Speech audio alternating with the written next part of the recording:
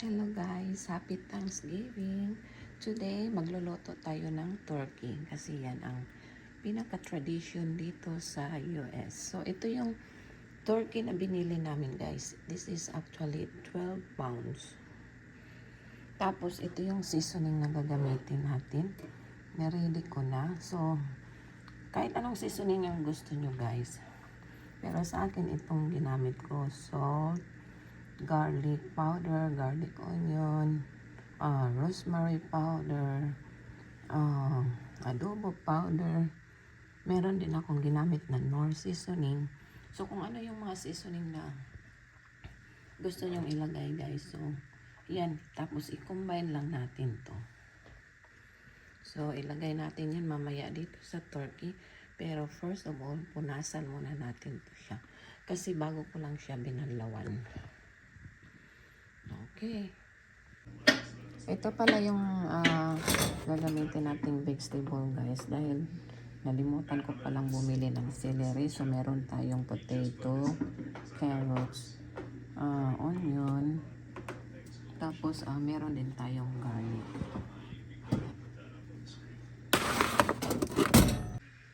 Ito pala yung 12 pounds na turkey guys. Na may dalawang butter, stick, salted yung kinuha ko.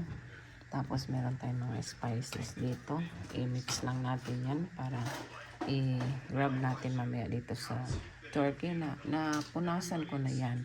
So, lagyan natin ng olive oil mamaya para bago natin lagyan ng spices all over. Tapos, lagyan din natin ng spices itong mga vegetable. Yung iba nito, i-stuff natin dito sa loob ng turkey. Tapos, yung iba, ilagay natin sa ilalim dito para like itong vegetable i-separate natin. So, samahan nyo ako guys. Happy Thanksgiving! Okay guys, i-mix na natin itong ating spices. I-mix natin siya.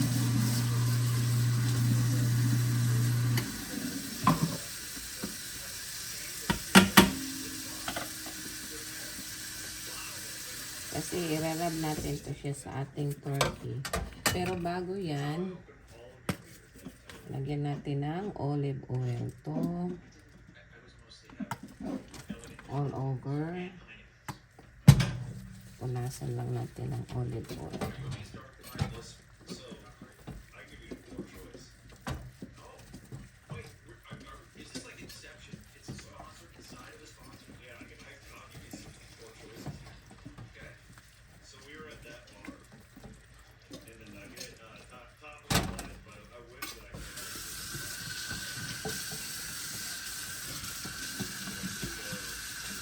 Yan, kailangan napunasan nyo ng olive oil all over.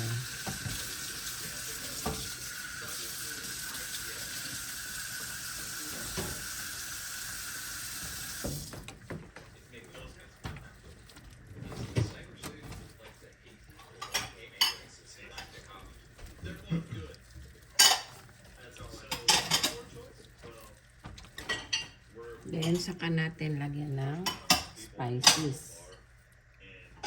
Yan. Kaya maraming spices. Para masarap yung ano niya. Turkey. Yan. Hirap niya lang all over. Malaki to siya na turkey guys. Oh. 12 pounds. 12 pounds na turkey. At lutuin natin to siya ng at least 3 hours. Kasi yun ang nakalagay doon sa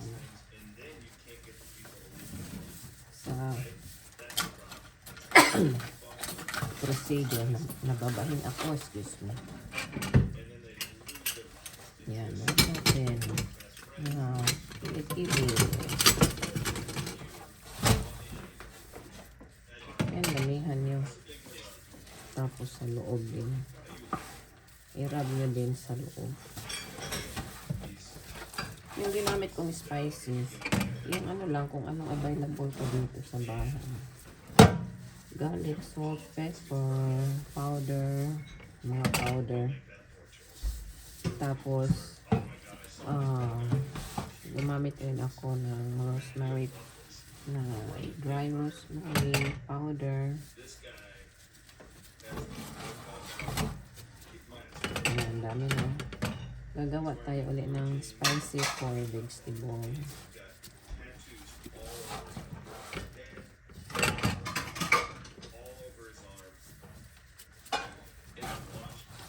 Diba? Ang bango niya guys. Kahit di pa naluto. Kasi yung spices ginamit ko, minix ko. Merong paprika. Merong nilagyan ko rin ng Knorr powder.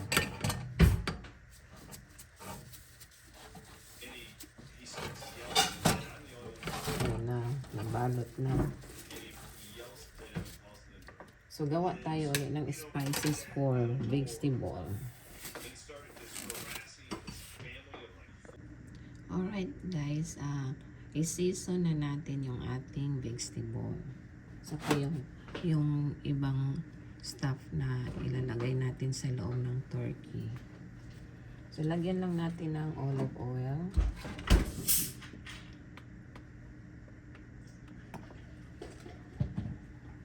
Tapos, ito na yung seasoning namin gagamitin natin guys sa mga vegetable at yung stuffing. So, i-mix lang natin to siya. Yan, mix nyo lang. Yung sobra nito, ilagay natin ulit sa turkey. Yan, mix nyo lang. Ganun. Tapos, yan, lagyan natin. Season lang natin.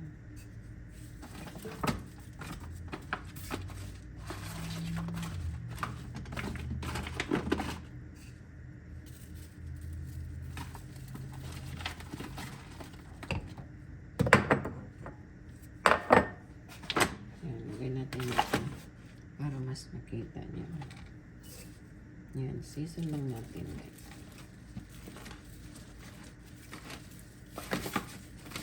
Actually, hindi nila nilalagyan ng lemongrass dito. Pero, sagana tayo sa lemongrass, so lagyan natin. Kasi gusto ko yung lasa ng lemongrass. Eh.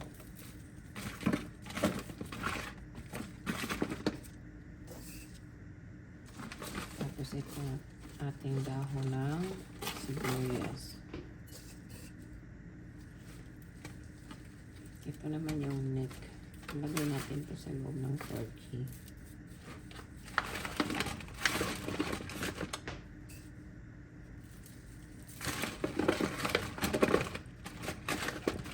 So, now ilagay na natin to.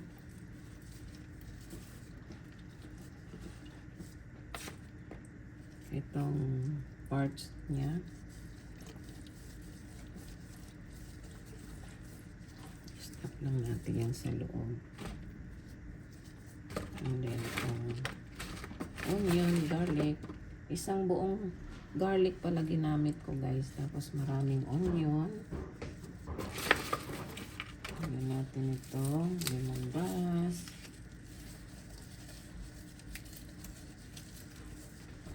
I-stop lang natin yan sa loob. Tapos itong onion. Dahon ng onion.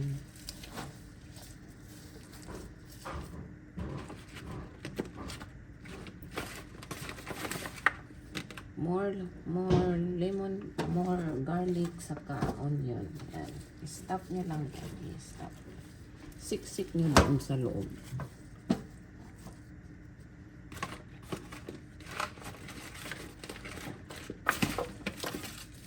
Lagyan po ulit natin ito. Pangpalasa lang yan guys. Pangpalasa. Ang laki kaya nito. 12 pounds. Yung mga pag after ng Thanksgiving, ang sobra nito guys. Gagawin natin na soup o kaya yung pwede rin pang sandwich yung meat. Turkey sandwich. O kaya lalo tayo ng pie. Turkey pie. Diba? Daming garlic. Daming ano nito guys. Lemongrass. Lemongrass. Tapos, more onion. Kahit anong onion, pwede namang gamitin. Kung ano lang yung available nyo. Ako, kung ano lang yung available ko dito.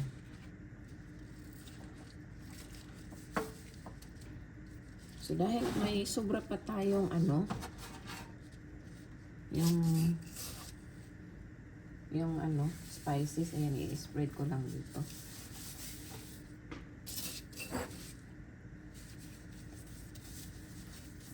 Tapos, meron tayong dalawang butter dito guys. Dito natin yan ilagay sa loob ng turkey. Yan. Kailangan lagyan nyo lang ng space para malagay natin yung ating butter dito. Kailangan naka-gloves ka talaga nito guys. Para ano, para hindi kalat sa buong kamay mo. Anyway, ilagay natin tong ano, stick. 1 stick of butter dito. And then 1 stick naman dito sa kabila. Yan kasing pangpasarap.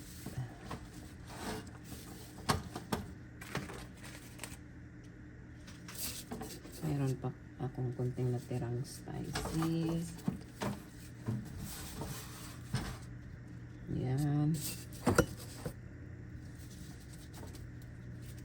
Tapos yung vegetable guys, ganito gawin ko. Sa ilalim ko to siya ilagay. Kasi yung turkey, dito yan natin ilagay guys. So, dito sa wrap na to. Wala ko masyadong space dito. So,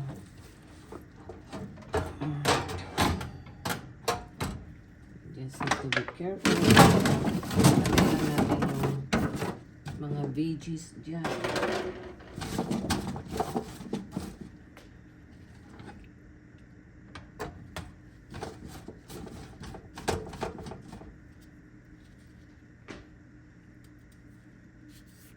Tapos ilagay pala natin to siya sa plastic guys. Ilagay natin sa plastic. Ito pala yung plastic na gagamitin natin guys. Oh, oven bags. This is mainly for baking. Di ko pa na-try to guys. So i-try natin this time. Kung talagang mag-moist ba talaga yung ating turkey. So ito na yung plastic bag. Oh. Meron din kasi mga maliit na plastic bag for oven. Itong kinuha ko kasi malaki yung turkey. So, ilagay natin dito yung ating turkey. Ito na pala yung ano guys, oh. Turkey na binalot natin sa plastic na pang-oven talaga yun na plastic. It's mainly for baking. And then yung vegetable natin nandyan sa baba. Kunti lang yung vegetable. Siniparit ko lang. So, first time ko mag-try nitong ano guys, yung plastic na pang-oven para sa turkey. Kasi sabi ng coworker ko, maganda daw kasi moist daw talaga ang kalalabasan. So, we'll see. Ngayon, ilagay na natin to for 3 hours. In 350 degree. Yun ang temperature nilagay ko. Okay. Yan, ilagay na natin yung ating turkey guys sa oven. 325. Chinense ko siya sa 325. At i-bake natin siya for 3 hours. Tapos, after 3 hours, itong gagamitin natin guys. Pag mag-reach siya ng 165, mamaya, that means, cook na yung turkey. So, after 3 hours, i-check natin. So, ito yung gagamitin natin mamaya, guys. Pang-check ng temperature ng turkey. Gagawa tayo pala ng mashed potato, guys.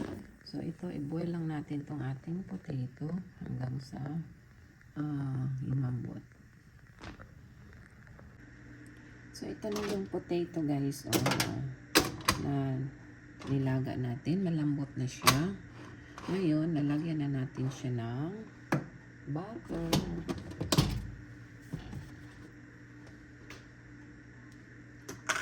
Simple lang yung recipe ko for mashed potato.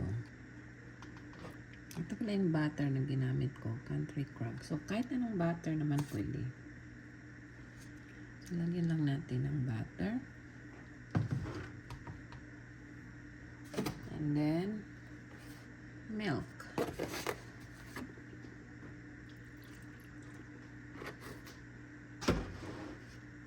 Lagyan din natin ng konting ground pepper.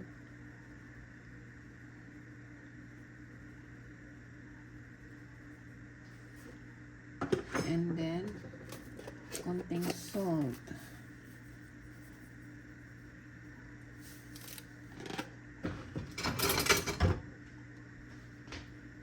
I-smash na natin to siya, guys. Ito yung gagamitin kong pang-smash. So, mamaya mag-a-add lang tayo ng milk pag dry siya. So, ganyan lang kadali magawa ng mashed potato, guys. Tapos, yung natin, yung gravy,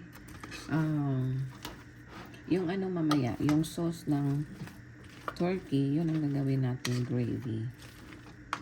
Although, meron kaming gravy na nasa jar, pero masarap yung turkey juice, gawin mong gravy sauce. Yan, marami-rami itong nagawa kong mashed potato. Mga 5 o 6 na potato lang ata ito, pero ang dami na niya. So, mag-add lang tayo ng butter.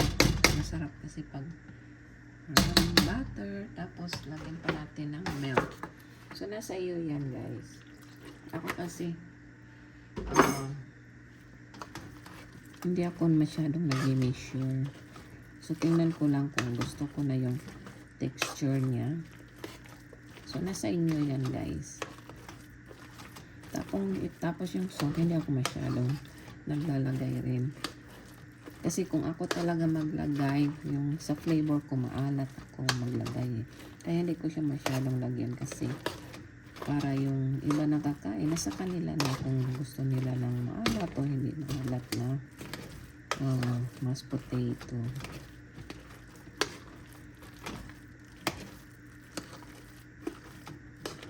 Ayan, guys. Ready na to for turkey mamaya.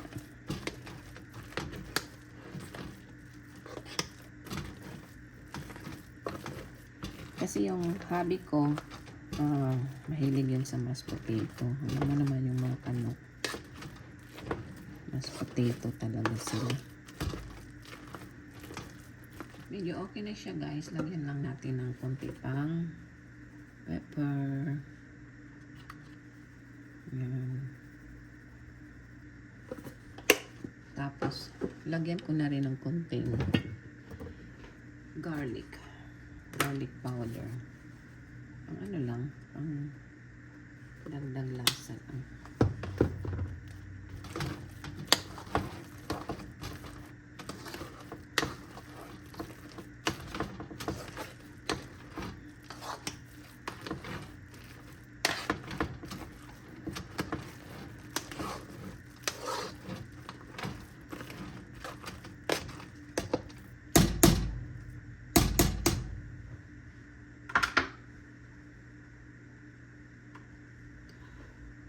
Nababahin ako sa sa paminta. So, ganun lang, guys. Kadali. Tali lang natin takpan para ready na ito mamaya. Thank you, guys, for watching. Nagawa pala tayo ng stuffing, guys. So, So, ayan. I-fry muna natin itong ating bacon. Meron tayong ditong bawang, sibuyas, and gamitan natin ng magic syrup. Tapos, celery, chicken broth, salt, butter, saka ito yung stuffing na gagamitin natin. Meron siyang recipe dito, pero itong pinaka-basic lang ang gagawin natin. So, i-fry muna natin. After na-fry, lagyan natin ng butter. Isapay natin dito yung ating bawang, sibuyas, at saka yung ating celery.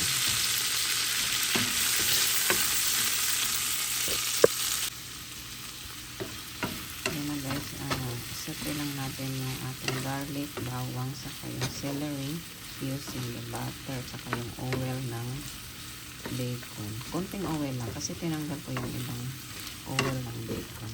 So, isapay lang natin ito siya. Lagyan pala natin ng konting magic syrup. Lagyan natin ito konti ang palasa. Nasa bagay, konti lang ito. So, ibuhusin natin yan.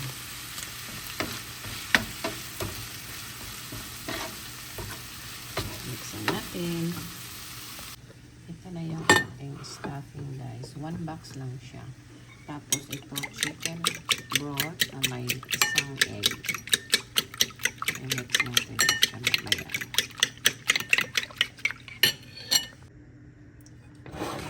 I-mix na natin itong guys. Yung sinote natin na garlic, onion, saka yung celery.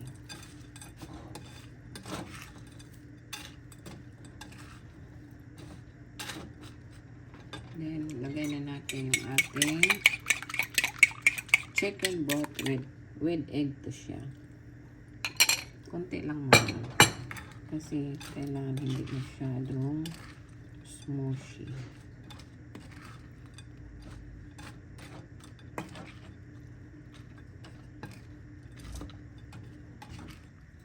Yan. I-mix nyo lang mabuti guys. Pag tingnan nyo, medyo dry pa, lagyan nyo pa konti.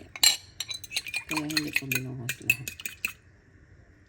Ayan, lagyan pa natin konti.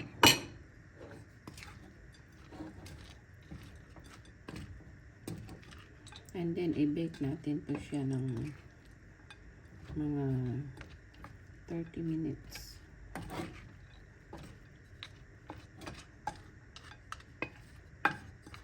To 45 minutes. Konti lang kasi ito. So, yan. Then, i-transfer natin ito siya sa isang pan. I-transfer natin ito guys.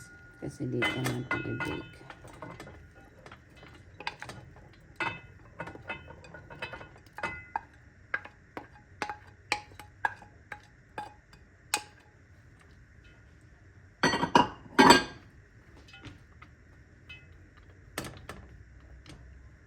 I-bake natin to siya ng mga 30 to 45 minutes. Okay, yan yung ating stuffing. Okay, i-check natin tong ating turkey guys. Kung nasa 165 na ba. Dito natin ilagay sa yung pinakamaraming meat part. Okay, tingnan natin. 160. Looks like cook na siya guys. 165. So perfect. So tanggalin na natin siya dito sa oven. Gagawa pala tayo ng dump cake guys. So itong ginamit ko yung blueberry kasi wala akong makitang strawberry. So nilagyan ko lang ng konting cranberry. Dapat yung cranberry na filling, pero wala akong makita. Naubusan dun sa store na pinuntahan ko. So anyway, nilagyan lang natin konti ba. It's mostly blueberry. Tapos gamitan natin ng classic yellow cake mix at dalawang stick butter. Okay, tunawin lang natin to siya. Oh, ito na guys, na-ready na natin yung ating gagawin para sa ating dump cake. Kailangan pala natin ng whipped cream cheese guys. Tapos itong strawberry, blueberry na filling. Tapos nilagyan ko lang ng konting cranberry. Wala kasi yung cranberry na filling eh. So, anyway, nilagyan ko lang para may dalawang mixture. Tapos, gamitan natin ng classic yellow cake mix. Ito na siya. Tapos, yung ating melted na butter. So, i-mix lang natin tong melted butter dito sa ating cake mix.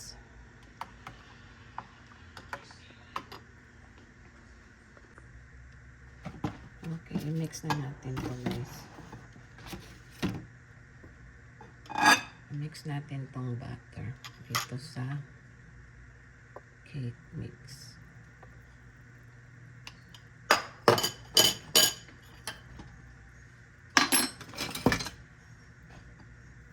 I-mix lang natin siya.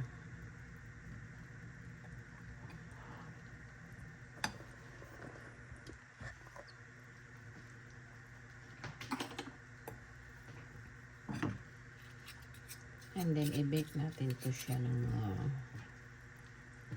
at least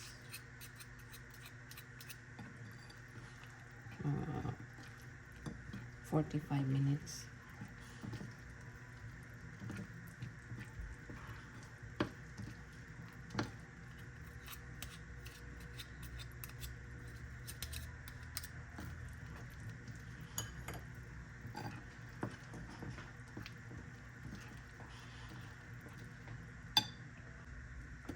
Dalawang box ng cake mix pala ginamit natin guys.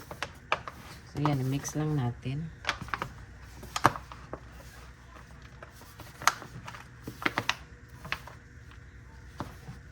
Saka natin to siya idadump sa ating blueberry na pie filling. Kailangan crumble siya. Ayan, ganyan o.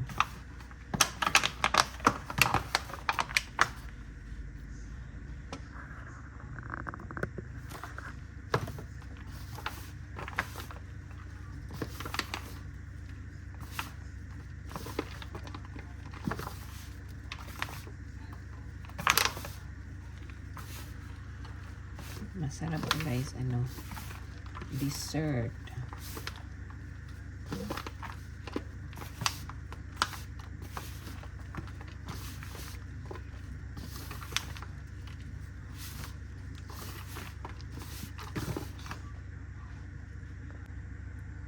Okay na, mix na natin yung butter sa ating cake mix. So, ilalagay na natin dito guys.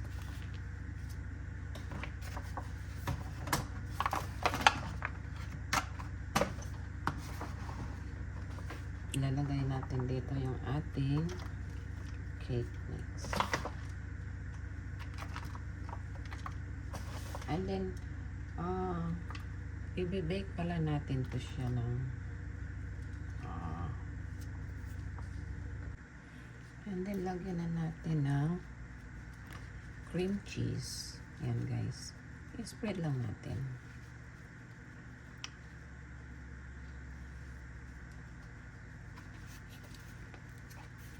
Yung kinuha kong cream cheese, ganito lang guys, oh. Yung murahin lang. Marami namang klaseng brand.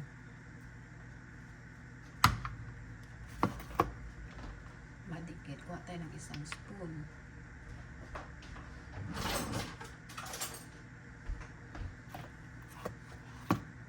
Yan kasi spread natin yan all over.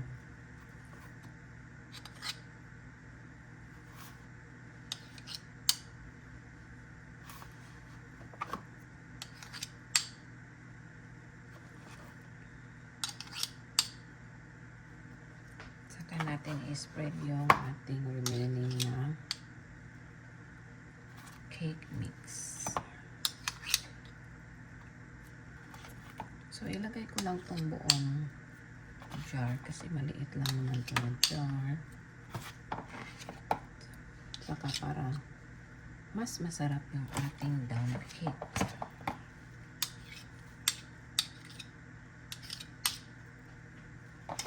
Alright. Ngayon, saka natin ilagay yung ating remaining na dump na cake mix. Spread lang natin yan all over.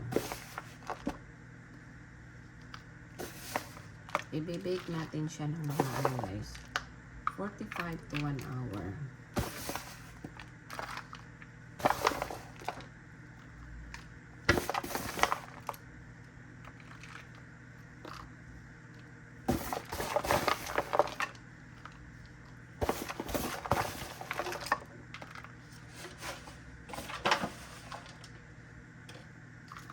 Yan. Kailangan na-cover naman.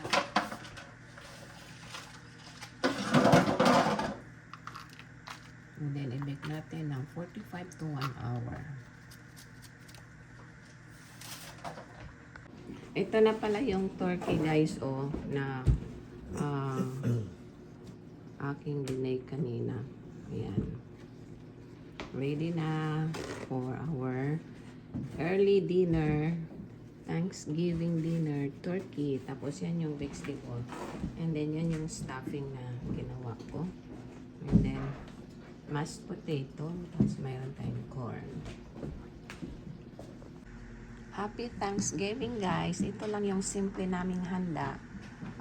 Turkey, tapos mayroong corn, stuffing, gravy. Ayan yung gravy and then mashed potato. Tapos mayroong konting vegetable dito. So yung aming dessert guys, hindi pa luto. So habang nag-aantay kami, kain na lang kami ng dinner. Early dinner namin to. Turkey with mashed potato and stuffing. Let's eat guys. Happy Thanksgiving. Ito na pala yung ating dump cake guys. Oh. So, try natin. Kuha tayo ng konti lang. Try natin. Dito yung ano. Then, ito yung cherry part. Gusto ko yung ano, blueberry part. Dito, try natin.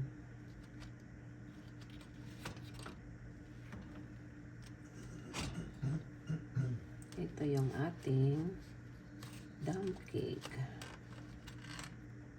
Ayan guys, oh.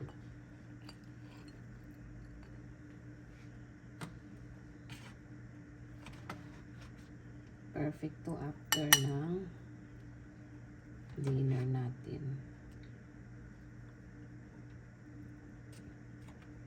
Yan yung ating dump cake. Try natin ha. Try natin. Kung masarap ba? Kasi yung kasama ko dito mahilig sa sweets. Kaya gumawa ako nito.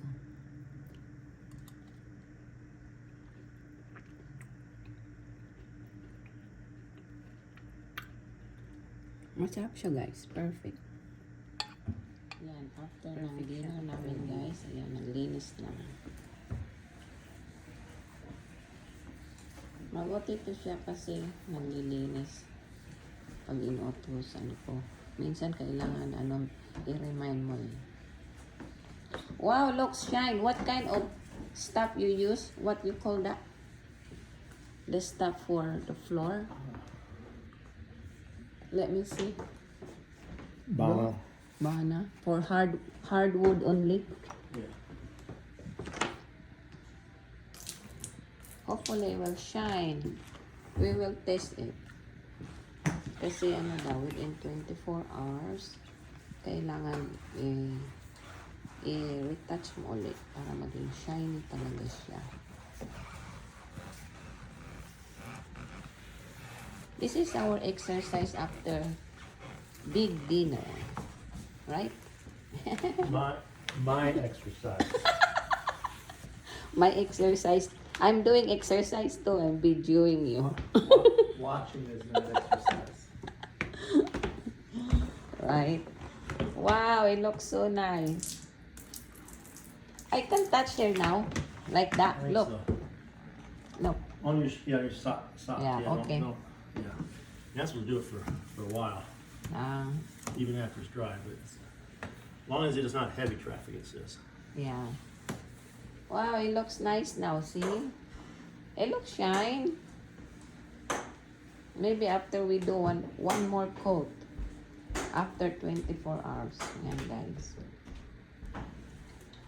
Yan yung ginawa namin today for Thanksgiving after ng turkey dinner. Kaya clean na naman kami. Kailangan ko lang siya minsan i-force ba na maglinis talaga. Ayan. Oh, looks shine. There too. Right? Yay!